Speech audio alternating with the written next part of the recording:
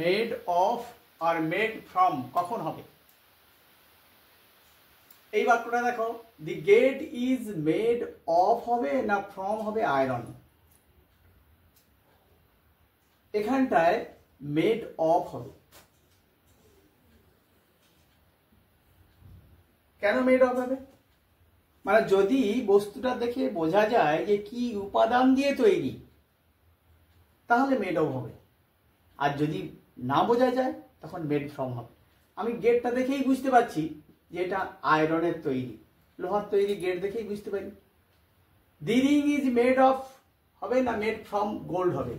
দেখো, রিংটা দেখেই বুঝতে পারছি এটা গোল্ডের তৈরি, তাহলে এর জন্য আলাদা কিছু করতে হয় না, এর জন্য মেড অফ হবে। কিন্তু যদি বোঝা না যায় তখন মেড ফ্রম হবে। দেখো, ব্রেড ইজ মেড অফ হবে না ফ্রম হবে ফ্লাওয়ার?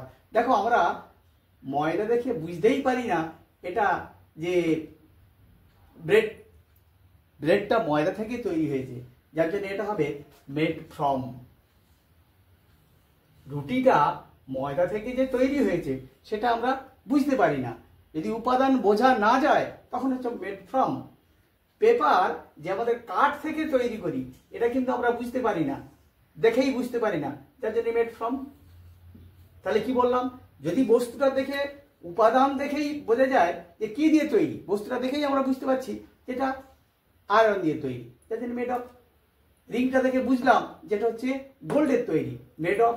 কিন্তু যখন আমরা ব্রেডটা তৈরি হচ্ছে এটা যে ফ্লাওয়ার থেকে তৈরি হচ্ছে এটা আমরা বুঝতে পারি না, যার জন্য মেড ফ্রম।